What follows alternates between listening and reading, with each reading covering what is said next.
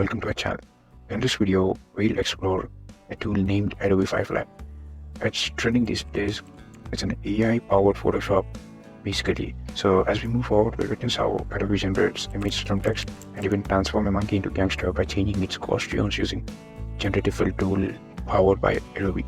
Make sure to follow timestamps and captions to stay engaged with the video. So let's dive in.